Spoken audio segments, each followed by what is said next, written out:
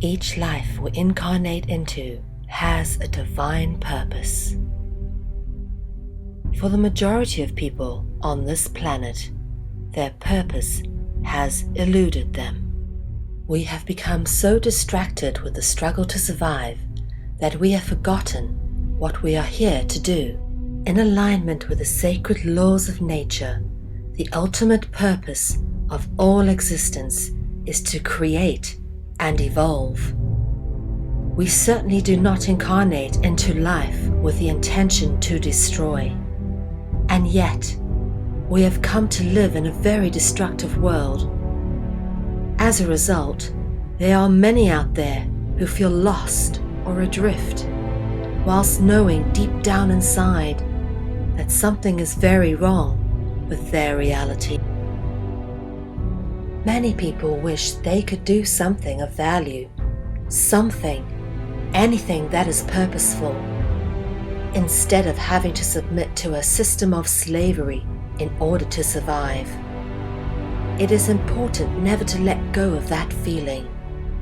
That is your soul crying out to you, telling you that your life has value and that you do indeed have a purpose.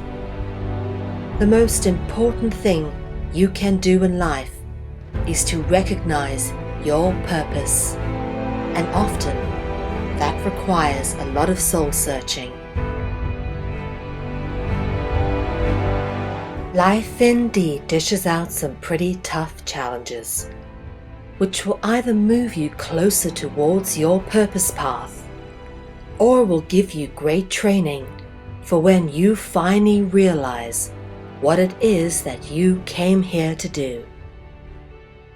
But more often than not, the very clues about your life's purpose are hidden in plain sight, woven into the very fabric of our existence. But we are so easily distracted by irrelevant details that don't really matter, that often we miss the very obvious right in front of us. It is because of our willful ignorance of anything that does not fit our preconceived ideas that the truth about the nature of our reality is so readily hidden in plain sight.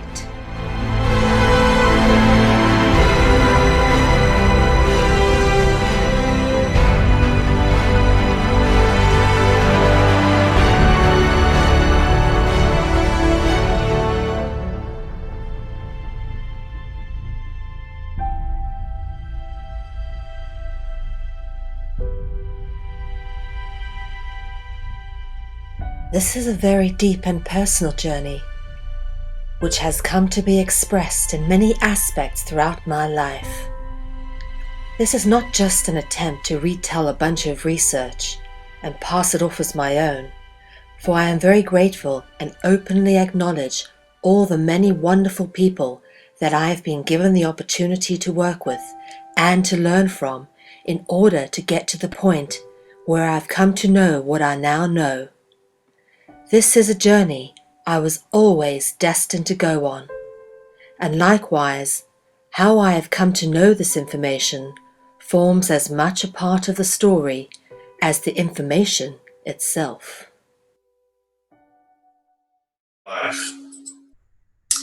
Hello and good evening, everybody. My name is Mel Ve, and this is Dragonology. Tonight is episode 10, and today is the 28th of May, 2015. It's 9 p.m. in London and Morocco, 10 p.m. here in Central Europe and my home country of South Africa, 4 p.m. in New York, and the next day in Sydney. Thank you to all of you who have tuned in, and for those who have been keeping up with the previous episodes of Dragonology, you'll be fully aware of all the elements of etymology and philology and symbology and every kind of ology you can imagine that we have been covering over the course of the series. And it's been quite a journey, and I want to thank everybody who has been following along. There's a lot of diligent and dedicated students who correspond with me daily about their word discoveries, and it's truly a blessing to see get these long essays, long letters from lots of different people. How excited this whole genre of information has made them. And they've really seized it and kind of started digging in and finding things and bringing things to me. And it's a wonderful community of sharing and interaction. So thank you to all of those who do continue as diligent students to watch every episode and who continue to write in and share all of your word and symbol discoveries. Please do continue to send all your stuff in because I'm still on the path of learning as well. And chances are that if you found that I may not have seen it. So we're all teaching each other here. And with that, I'm going to go on to a little bit of a recap of what we've been doing over the last few weeks in terms of the etymology, just in case anybody's missed out. Sorry if this is a bit boring territory for those of you who have been learning the whole serpentine dragon etymology aspect that really co-creates and interweaves into our reality through our language and perception and thought. But for those of you who haven't seen this, this is really a case of trying to keep each episode all-encompassing. So we do a bit of a recap. And for those that have, it's good just to build on the information you already have, which is why I guess I mainly do find this an interesting thing to do and of purpose.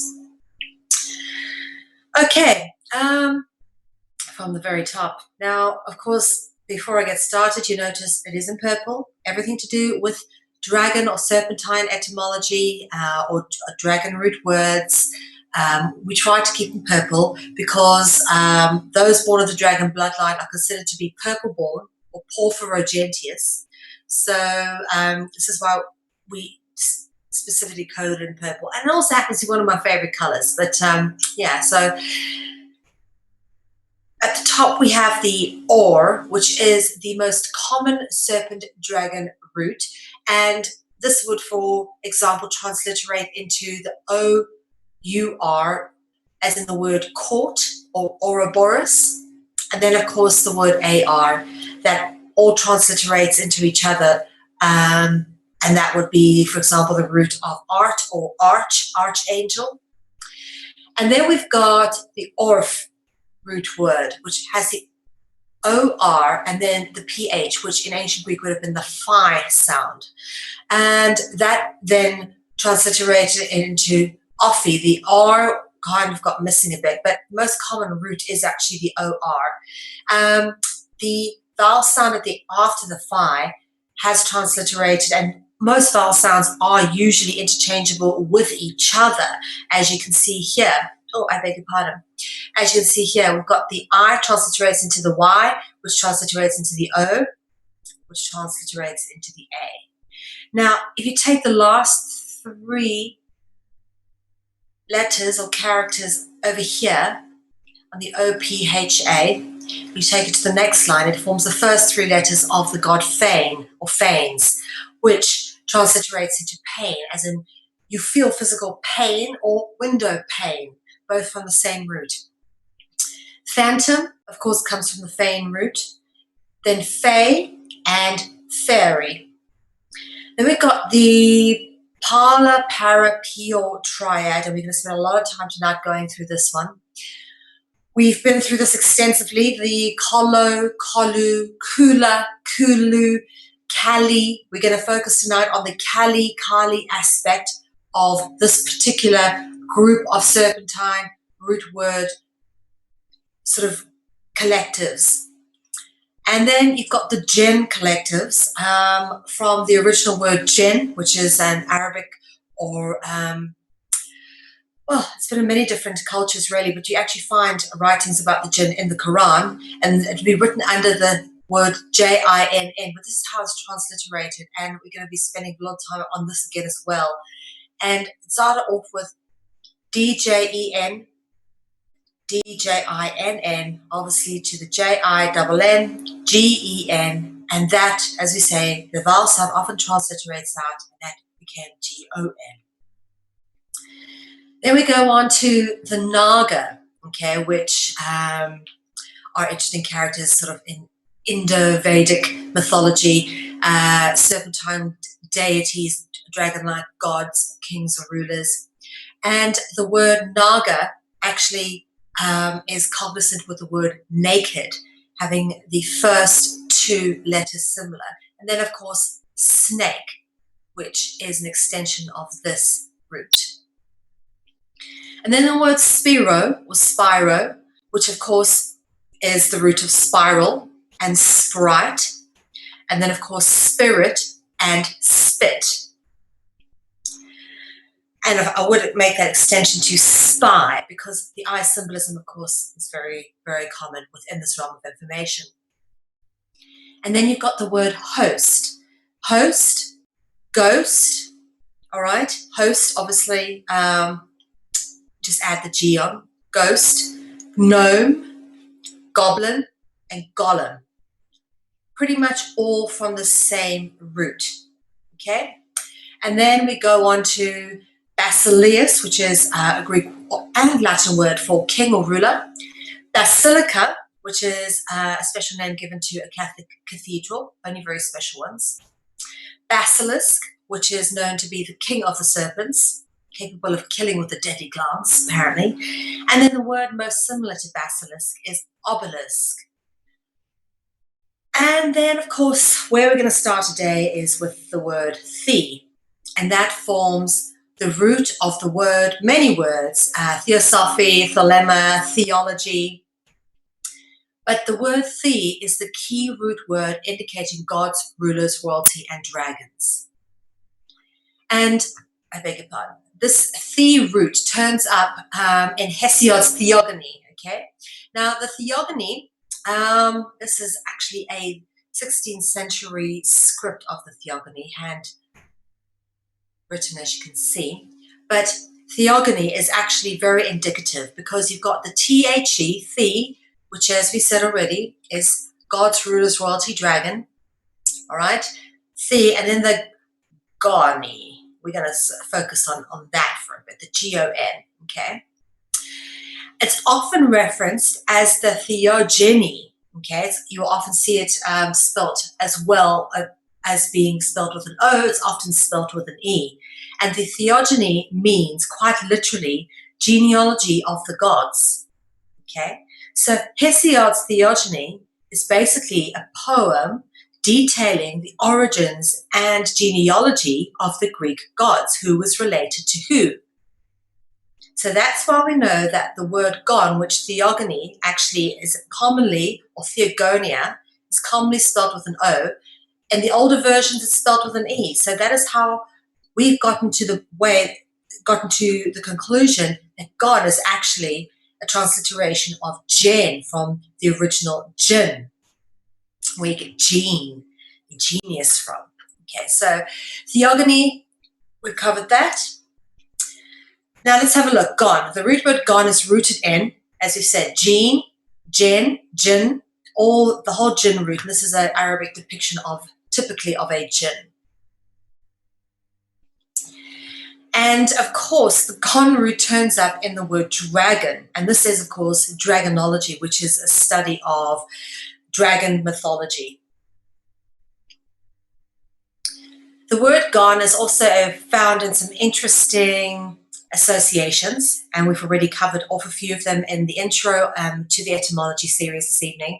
But let's have a look. The gon then becomes the word gone, as in here, then gone, suddenly, or that thing has gone. Go, which is another shortening of gone. It's actually a more direct verb to go. Gone is a bit more past tense. Go is, I'd say, the present tense of gone. And then ghost, which I would say is a very clear extension of go. And then host, which is ghost without the G. That's interesting that you have ghost and host so similarly spelled, because one of the things that you find being quite often linked in movies and stories with ghosts, of course, is possession and exorcism and stuff like that. You'll have a living human being a host to an entity that isn't the original spirit in the body. So this is interesting that it ties closely in with the word ghost. And try to also conscientize what we've said about go and gone, what their actual meanings are. So to be here and then to be gone, because that theme comes up again and again and again, like a ghost can be here and then can be gone suddenly. So from, as we said, gone to the gone with an E, go, ghost. From the root gone, we've got gone, go, ghost. And the words familiar to this, as we've already discussed, the words appear and disappear. Disappear is similar to gone. Something is gone, it may have disappeared, okay? And then it may reappear or appear, okay? Very interesting. So that has a similar to meaning. Gone has a similar meaning to disappear. All right, go as well, disappear, go, disappear. And then the word theophany has the THE root word and then the feign root word. It can also be theophania. There's also someone known as Saint Theophania, Theophania in Christian mythology. But a theophany is the appearance of God or the appearance of the Lord. So that's typically what a theophany is described as. And of course, with a feign root word indicating phantom, or typically what is a phantom able to do? A phantom is much like a ghost. It has the ability to appear and disappear. So the word ghost is synonymous with spirit. And the word spirit originates with the word spiro, meaning dragon. The word spirit is synonymous with the words ghost and phantom. And I'm sure you can start to see all the interlinking pieces coming together now.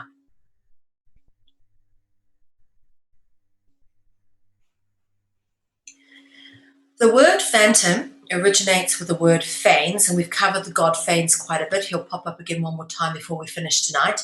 The god Fanes, usually with a serpent wrapped around his body, are often depicted as somewhat androgynous. Wings, and a cosmic egg in this particular depiction.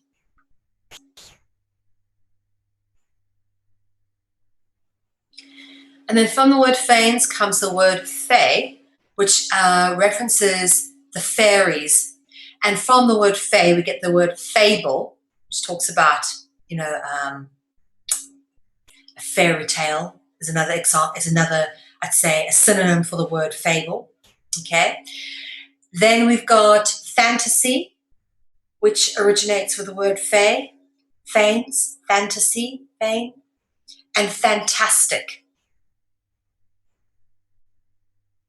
And this is a scene from Midsummer Night's Dream with Titania, and you can see, notice she's wearing what looks like a Phrygian cap. It's interesting. And Titania, obviously indicative of the Titans, the fallen ones. And this is Feme. Okay, Feme comes from Fanes. All right, Feme was a Greek god, and the word fame is rooted with Feme.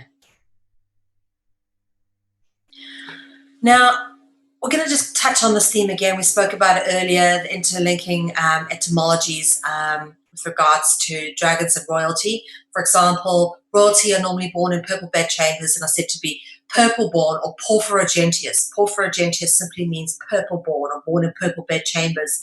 So the dragons and royalty inextricably linked. The word dragon shares the etymological root with the Vedic word Raja. For example,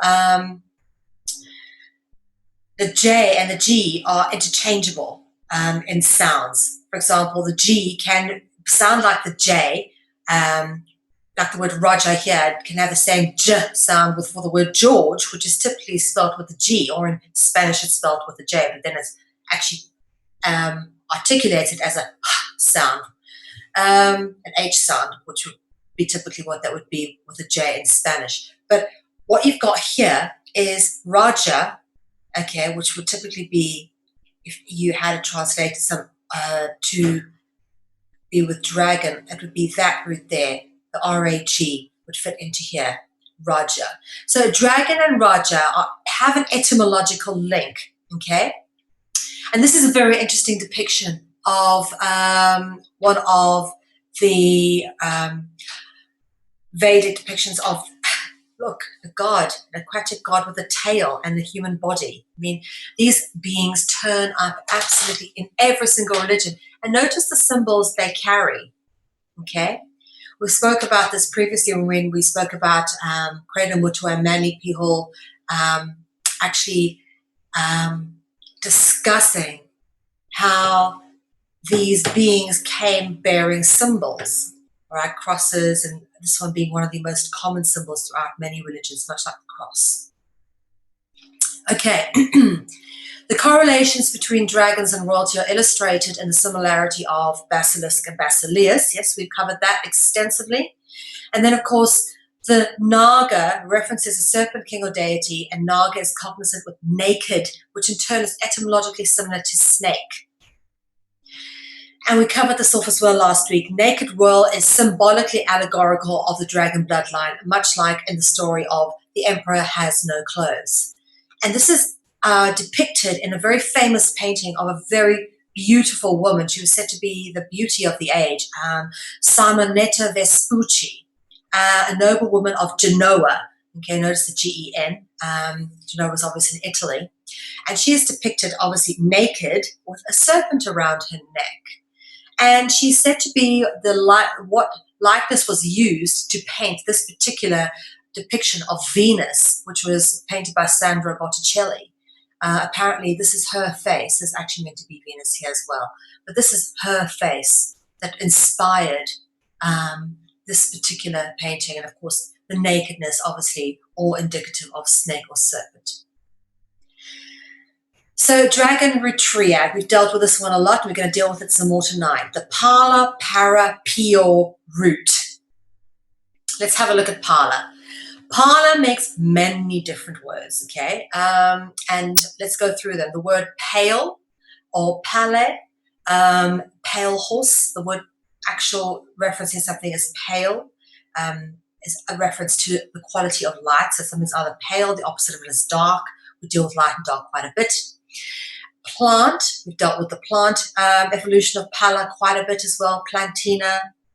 And then, of course, palace, where the royals live, in the palace, Palestine. And we dealt with how arts and art guilds largely controlled by secret society, dragon worshipping fraternities. So paint and palette originate as well from this pala root, as well as the word play and parler, of course, which is a French word meaning to speak. Then we've got para, okay? Now para comes up in paragraph, parable, parachute, paraglide, paramedic, paradise, Paris, pray, and of course we can have it said that it could be here in parley, because parley is very similar to the word play, isn't it? Okay. Now the pure root's interesting because the word parlay is very similar to the word here, parlay. If you put the E before the A, you have the word pearl. Okay, so with parlay, if you put the E before the A, you end up with the word pearl. Now, if you take the L away, you end up with pear. And then peer or peer. So that is another word for look, like we spoke about earlier. Spy from Spyro. Okay, that's another word for look. To peer, actively look at something. Or it can be a Dutch word for pear. That is the Dutch spelling of pear. All right. And then here's another spelling for pear, typically French, pere, or pear, or actually if you use if you talk about many pairs, you talk about pieren. That would have an N at the end in Dutch. So pieren would have an end there. And then, of course, this transliterates into peri, per, and pier, which can also be a thing that you walk out and into the ocean. The word pier and spear, which is pair with an S at the beginning, spear, which also is indicative of the root word spiro. So peri. Who are the peri? Those known as the peri are a race of fallen angels born of Iblis or Iblis, the Persian Arabic version of Satan, and that's a depiction of the peri. Now, this gets really interesting. And I don't know why I felt the need to put this in, but I just couldn't get over how connected dragons, sauces, and condiments inextricably linked. Okay, so dragon sauce are the obvious one, of course, being you find sauces with all things Chinese, and of course, all things Chinese are normally related or themed with dragons. But you actually do get a really hot sauce called dragon sauce because it's, dragon fire.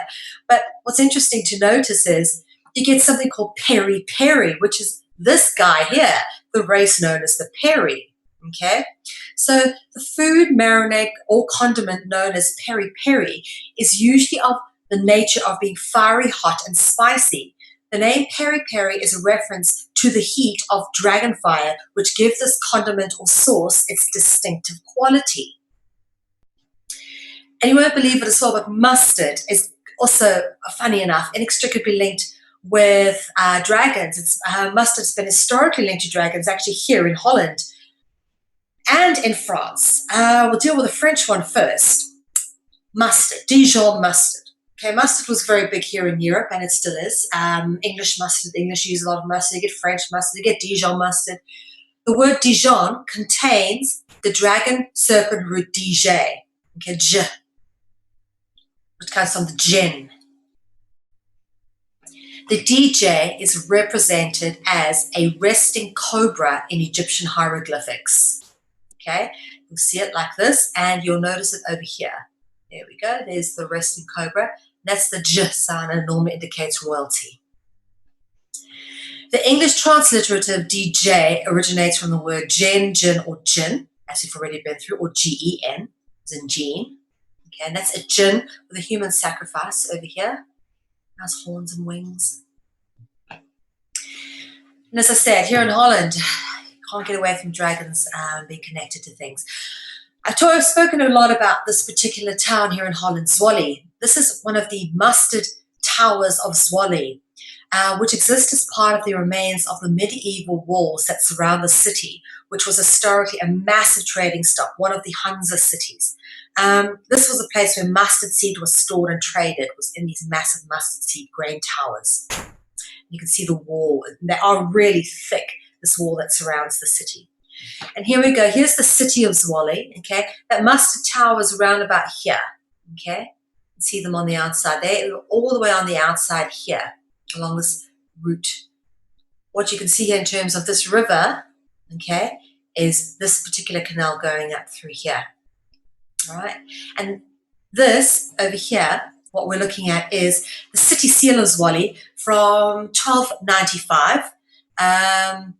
So just around about the Crusades, where you can see the angel St. Michael actually killing the basilisk. Okay, so St. Michael kills the basilisk.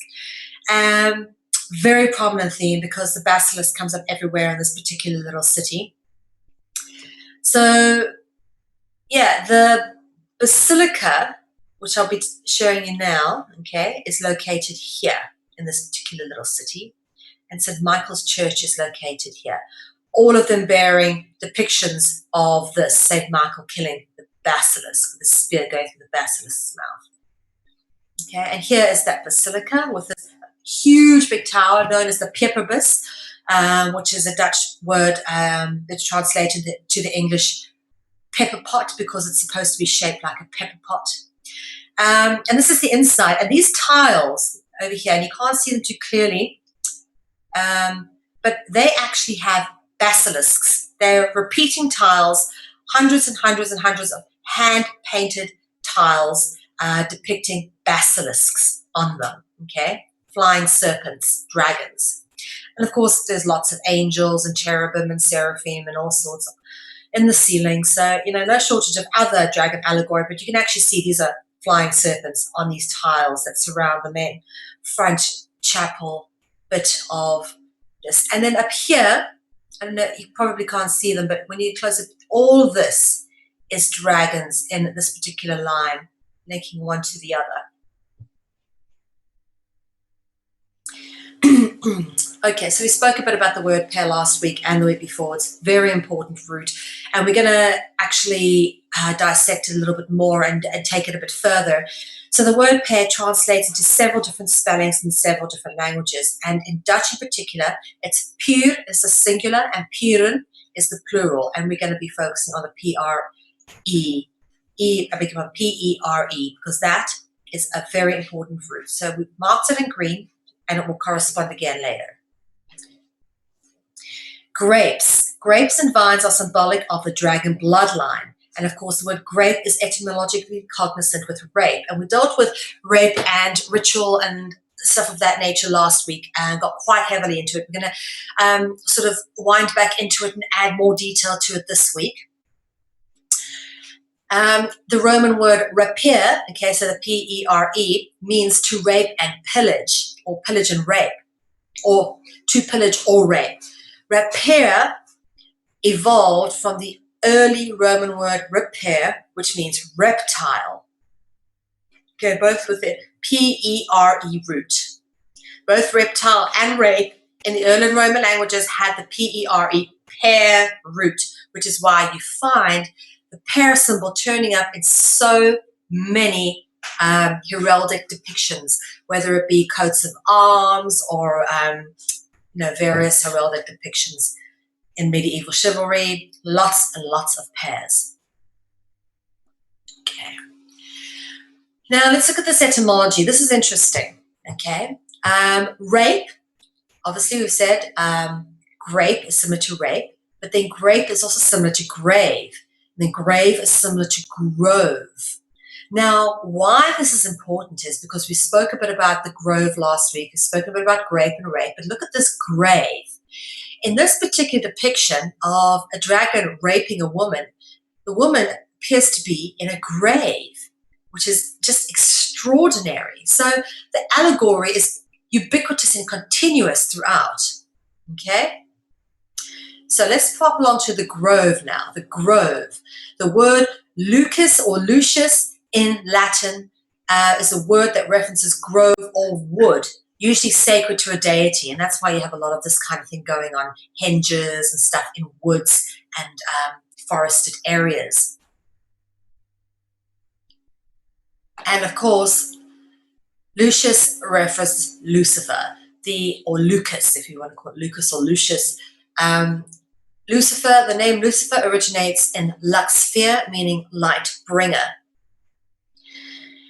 And then, of course, Grove. We can't think of Grove without thinking about Bohemian Grove and all the various rituals and stuff that go on there. World's elite go there to meet for various rituals. And, of course, there's always an owl dedicated to Moloch. Of course, the word owl, the word knowledge has the word owl in it as a root, which is why the owl is normally a symbol of knowledge. So let's look at the common themes and what do they indicate. Okay. So spirits, ghosts, phantoms, and hosts. All right. So spirits, ghosts, and phantoms can appear and disappear, much similar to the nature of a theophany or theophania. They can also change shape, which is known as therianthropy. Okay. Or metamorphosis, which has orph serpent root word, and of course therianthropy has the root word in it. So this is interesting.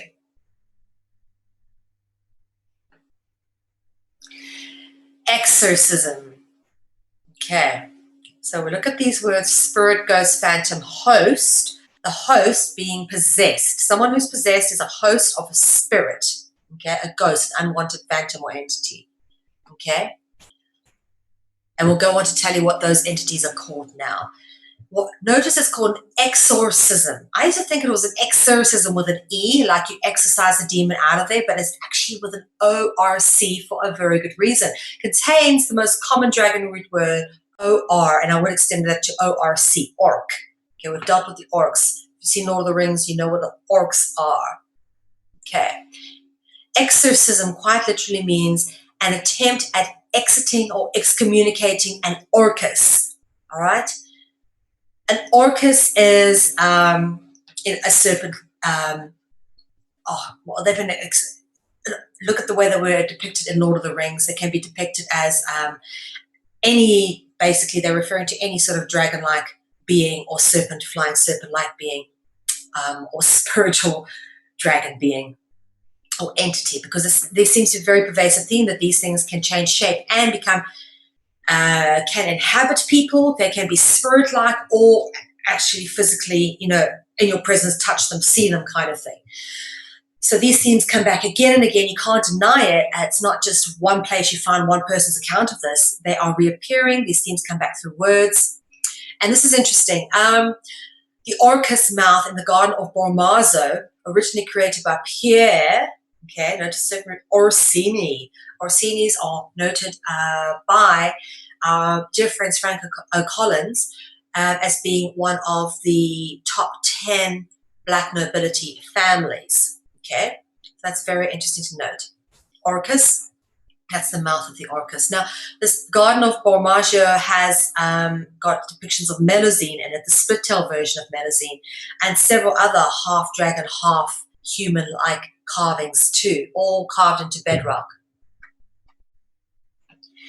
Interesting to notice that the word sorcerer also contains the word orc in it, and of course orc being a common dragon root word. And then sorcerer has this word cere, C-E-R-E, okay, much like the word pere, okay, we've got it differently here. Ceres, the Roman goddess, sorry, I forgot the S over here. The Roman goddess Ceres is often depicted with a torch, okay. Ceres is the goddess of agriculture and fertility. Now, agriculture and fertility is a theme that comes up a lot, particularly because of sacrificial and ritualistic rites. Okay. Now the torch is interesting also with the O-R root, and that's the O-R-C root actually. So that's orc again, right? In torch. Ceres depicted with a torch. Ceres is also depicted holding sometimes grain and entwined in serpents, of course. All right, now the spear. The spear is a very interesting word because it originates in two serpent root words, okay? First, as evident here, you take away the S and you've got the pair, and which obviously originates from the para, pure serpent root word triad, okay? But not only that, this could be from the spiro root too. If you took the A out, okay, that could be definitely from the spiro dragon root. So that's interesting to notice. Spear. Spears are hugely symbolic. Spears and swords, okay? And what's interesting to notice is the word sword contains dragon etymological root. The most primitive weapons of war, the first kind of weapons of war, if you think of weapons of war, okay, both have dragon roots, and very noticeable. I really find it so fascinating that the word spear can actually come from two serpentine roots instead of, which would normally be the other. For example, Theophania, which has two dragon roots in the word. Okay, spear actually originates from two separate roots. It hasn't got two roots in one word. Wow, that is a unique thing. It's not something I find very often. So again, the or root, a dragon etymological root, found in the word sword. And the sword is obviously placed here in the hand of Kali. We spoke about Kali because Kali is the Vedic mother goddess figure known as Kali or Kala, indicative of the dragon root origins, which come from the Kolo, Kulu, Kula, Kala, Kali root. Now, what's interesting to notice here, let's have a look at some of the symbolism going on. Of course, the ever-present serpent, this one's a cobra, and the halo or aureola or the light or the iridescent fire. Yeah, you've got the moon on the head, and we'll get into that in a bit. Okay, mother goddess, moon. But what the head and the sword represent is the sword represents wisdom or enlightenment, which is a common theme, we cover it off. And this represents the ego, okay? Sword and enlightenment cuts off the head of the ego. Isn't that interesting? So we climb into this theme a bit more through the word allegory. Let's have a look. The word sword transliterates into the word, because just take the S away, you have word, word into world, and world, we have Lord. Interesting, isn't it? So let's have a look at some of the English and Dutch transliterations, because they put out some very interesting themes and connections. And I am actually living in Holland at the moment, and my husband is Dutch, so this is first-hand knowledge for me. In English, a sword is obviously spelled S-W-O-R-D, but in Dutch, it's spelled Z-W-A-A-R-D, okay? And it said zwaard, okay? Now, zwaard, okay, is very similar to the Dutch word for black, which is swart, all right? So English read black, swart and zwaard are very, very similar in Dutch. They are cognizant with each other. If you speak Dutch, you would understand these two words are cognizant with each other. Dutch words for black and sword are cognizant with each other. So black or dark or night with a K. All right, so let's look at where the word night comes from. Nyx, the Greek goddess Nyx, is also known as Nox, Newt, and Night. The moon goddess over the years, okay, so basically Nyx was the original moon goddess, okay? Nyx is the goddess of darkness and night, which is why she's depicted with the moon. And much like the goddess, over here, Kali also got a moon, very common depiction on the head, yeah? So we got Nyx with the moon on her head, goddess of dark and night, evolved to be represented as the archetypal moon goddess, also known as the Roman goddess Luna. Now, Luna, we're commonly understood as referring to the moon, okay? Luna is a reference to the moon. You talk about lunar cycles, you talk about the moon cycles. The representation of the moon goddess was commonly known by the ancient Greeks as Selene. Now, the L-E-N-E is what happened to Luna, all right? They are the same root, Lina and Luna. As we say, the vowel sounds transliterate with each other, and they share a common root, Selene and Luna. Selene again here, shown with a torch, shown with a moon, and shown with this piece of fabric billowing around her, which we're going to get into in just a minute. Don't forget that piece of fabric billowing around Selene. That becomes important. All right. One more moon goddess. That was probably the most common one, Hecate, commonly referenced as a moon goddess.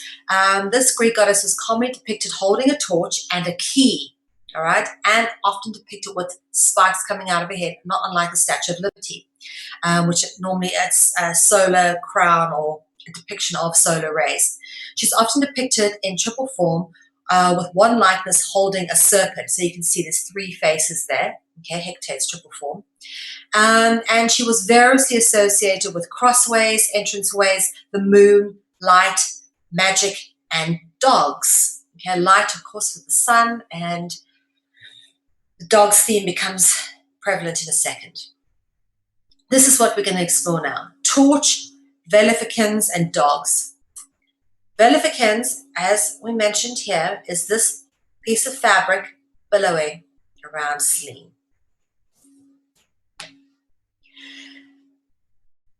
First off, the torch, okay?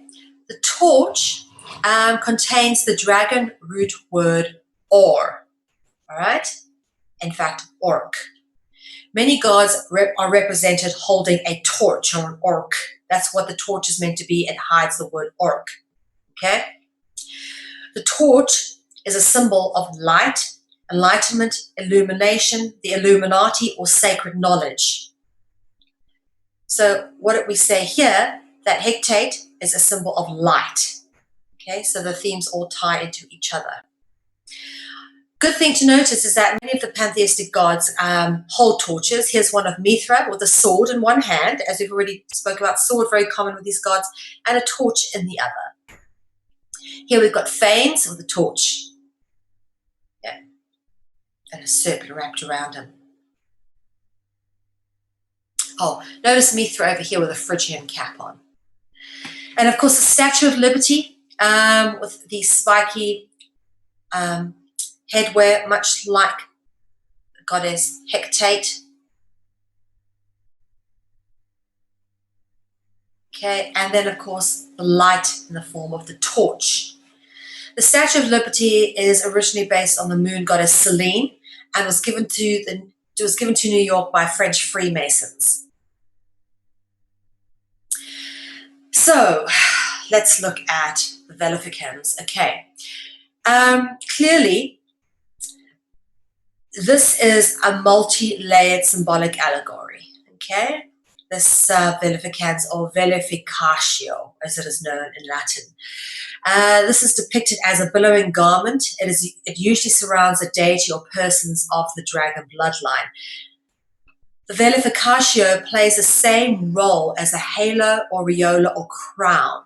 Okay, you can see it in this. This is found in the Villa of the Mysteries, which is a very well-preserved Roman villa just outside Pompeii. It was covered in ash, but once all the ash was cleared away, everything was still preserved, including these full-color wall frescoes.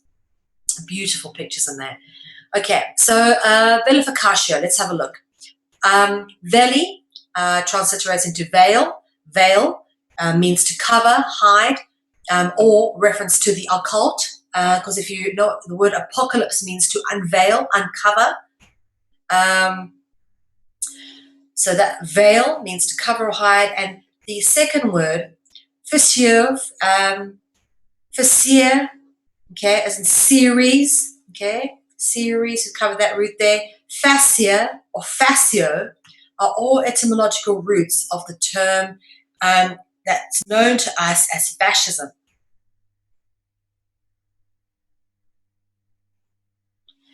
Now, here we've got some more representations of the, I can't even say it, Velificatio. There we go, Velificatio. Velificatio. Over here, we've got another one here. But what's interesting to note in this particular depiction is we've got a dragon, bull, and a swan, all very commonly always depicted as representatives of the dragon. We'll go on to the bull symbolism as a dragon god in a second. And here's some more depictions of the Velificatio. This one's over Neptune. This is a Roman mosaic, and you can see his horses are depicted as hippocamps.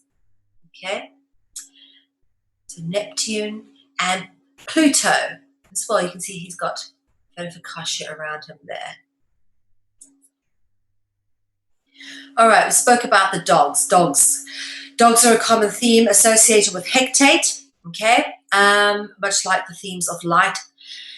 So the theme of dog gods are common in ancient Egypt. The god Anubis was considered god or lord of the underworld and is normally depicted as a jackal or a dog. Anubis was replaced by Osiris as god of the underworld, and Osiris is normally depicted as the opposite of Horus, and or it can be said that Osiris is, another incarnation of Seth. I won't get into that, but you can see that there is depicted either green or darkly colored. It's interesting. Now, Sirius, okay, Osiris, Sirius, Osiris and Sirius are cognizant with each other. Osiris etymologically cognizant with Sirius, all right? And Sirius, of course, being the morning star, brightest star in the morning sky. And it's normally just below Orion's belt, points directly to Sirius.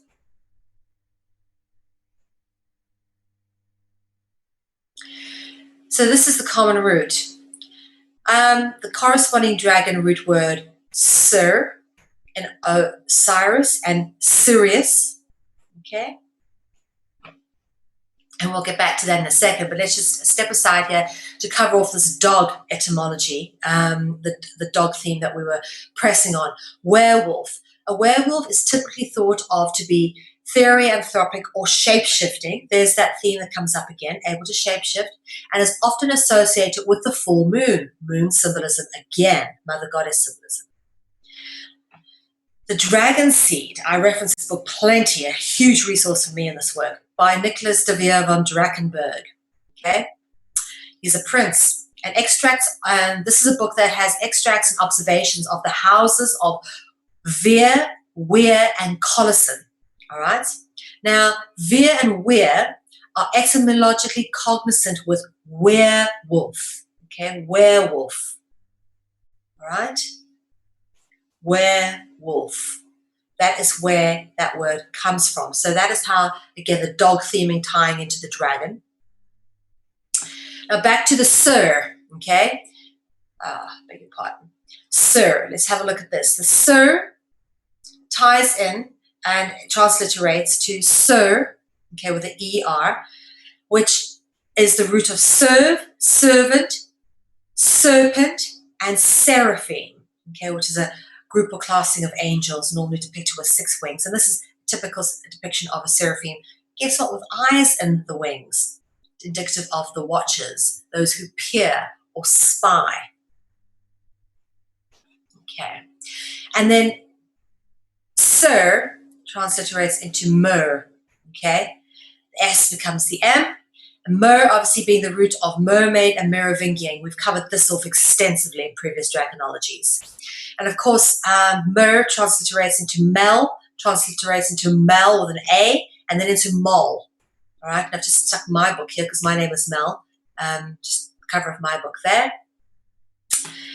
Mel means dark, okay? The word Melusine, who is of the Merovingian bloodline or the Royal Dragon bloodline, all right? Here holding the Holy Grail with a serpent on it, indicative of it. Melusine is normally depicted with 1 wing dark and 1 wing light, and even her name means light and dark. This theme of night and day, light and dark, always comes up. Black is white and white is black. One of the most pervasive themes with Dragonology. Okay, so Mel means dark, and Lucina, like Lucifer or Lucas or Lucius, Lucina means light. Now, the Mel translation of MEL translating into, transliterating, I should say, into MAL, quite literally means dark or black. And you find that popping up in the name Maleficent, which is the most recent Disney classic, and I've covered off this quite a few times as well in previous Dragonologies. And then the Mol root, Mel with an A, and then Mol, which is the root of Moloch, the bull god. We spoke about how bulls, a huge theme. Okay, Moloch becomes a bull god with wings, and Moloch is often depicted like this as a bull. And you can see here, people sacrifice their children to Moloch and pray down and worship this sort of bull god. Okay, and Moloch again is often represented as an owl as well, as you see in Bohemian Grove. That is supposed to be a representation of Moloch, that big 200-foot stone eagle or owl they have. Again, the word owl being the root of knowledge. Moloch is also known as Baal Peor, and we've covered Baal Peor in previous Dragonologies, and Peor obviously directly straight out of the Pala, Para, Peor root triad of the dragon. And this is a representation of Baal Peor here with a bull or stag head with a spear. Notice the spear in his hand. We've covered that off as well. That's interesting. All right. Sure. This was something someone posted on my Facebook page, and I couldn't help but include it in tonight's Dragonology. It's a piece from Inquisitor.com, and I thought I'd read it all out to you and leave it. Hopefully some people will get back to me and tell me what they think, because with how pervasive dragons are and how interwoven they are into our society through our language, through symbolism, through absolutely everything, it's no wonder that people are seeing dragons. Or is this, let me read it and then we can ask the questions. Rare psychological conditions of the brain baffle many researchers. Many wonder what causes the strange conditions. Others wonder how to heal the patient. while some wonder if the conditions could be an effect of another unknown condition. A 52-year-old woman was found to have an extremely rare condition that has baffled nearly every physician she has ever attempted to determine why she sees people as dragons. The woman's condition begins after several minutes of seeing a person. Their face slowly begins to morph from a normal human shape into that of a dragon. The woman, whose name has not been revealed, has undergone many brain scans and other tests to determine her level of health and well-being. None have turned up any telltale signs of None have turned up any telltale signs of being ill. Fox News reported that even her blood tests were returned normal, leaving doctors baffled and confused. After much discussion and banter between doctors and psychologists, it was determined that she suffers from prosopagnosia, a condition that affects the way her mind interprets the faces of human beings. The Anglo-Dutch research team that took on her case, hoping to provide some insight as to why her mind alters the reality around her with a focus on the human face.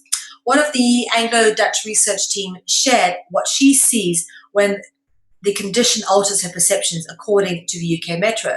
She could perceive and recognize actual faces, but after several minutes, they turned black, grew long, pointy ears, and a protruding snout, and displayed a reptiloid skin, huge eyes, and bright yellow, green, blue, or red. So the eyes are bright yellow, green, blue, or red. Interesting. I haven't seen many red or yellow human eyes. The woman has seen dragons her entire life, which makes the condition seem rather normal to her. It not only affects her while looking at human faces, but human-like items as well, such as power outlets, images on a computer, and more. She saw similar dragon-like faces drifting towards her many times a day from the walls, electrical sockets, or the computer screen, in both the presence and absence of face-like patterns. At night, she saw fat, dragon-like faces in the dark. Although the woman will suffer from this disorder for the rest of her life, psychologists from the Anglo-Dutch team have managed to prescribe an anti-dementia medication called rivastigmine or something that stops the hallucinations and rids her life of the dragons that have taunted her since childhood. Interesting. Now, one has to wonder, since there's nothing wrong with this woman, they can't find anything wrong with the tests, everything comes back normal, is she hallucinating, or is she actually seeing something into another dimension that the rest of us can't see? And since this has affected her whole life and will continue to affect her whole life and is part of her everyday normal life, and she functions perfectly well, doesn't seem to make her unhealthy or anything, and there seems to be such a huge research team that surrounds this. I mean, an Anglo-Dutch research team about one woman who just has visions. She could be making it up for all we know, okay? But she's not. There's a research team that's actually involved in this. That means that this is a real thing. There's people interested enough to actually send a research team out to look at it. Wow, interesting. I think that this says a lot without saying too much. And I think this woman could be seeing more than what the doctors are willing to acknowledge. Perhaps she's seeing what's really there, other dimensions. Interesting. If anyone is interested in helping realize the project, which is the Encyclopedia of Dragonology, please sponsor and support the release of this massive body of research in full color book. We will only be printing it in one language and only need the funding for one language worth of printing, simply because Dragonology trots across all different languages from the perspective of the English language, breaking it down, and there's just so many different languages referenced within the Dragonology work. It would be nearly impossible to translate it into other languages necessarily. So just one language, and we really would love some support if you guys could please help us get this project launched. We want to get this printed up in full color. We've had huge demands for this work, but as yet we haven't been able to realize this project in terms of publishing. Dragonology episode 11 will view on the 4th of June 2015. So guys, please do tune in for that one. If anybody missed any episodes or would like to catch up, you're welcome to catch a high definition download at ethymarket.com. All of our shows are now archived in high definition at ethymarket.com, which is the ethical marketplace for conscious consumers. And you'll find all the shows from Conscious Consumer Network archived at ethymarket.com. Each high definition show costs €5 per download. You can, of course, get them free in standard broadcast quality from YouTube, because we believe information is a common heritage of all beings. We would never deprive it to anybody. So we make the YouTube archive available in standard broadcast quality. And if you want a high definition version, you can go to ethymarket.com and download a high definition version of the show for €5. Or alternatively, you can become a monthly pledger for €10 a month and get unlimited access to all of Conscious Consumer Network's regular broadcasts, live shows, which are archived. We've got over 25 shows a week in multiple languages. So guys, please go check out consciousconsumernetwork.tv and do please donate to us if you can. And as always, we thank you for supporting free and independent media. And we will see you for Dragonology next week. From me, Mel Ve, take care.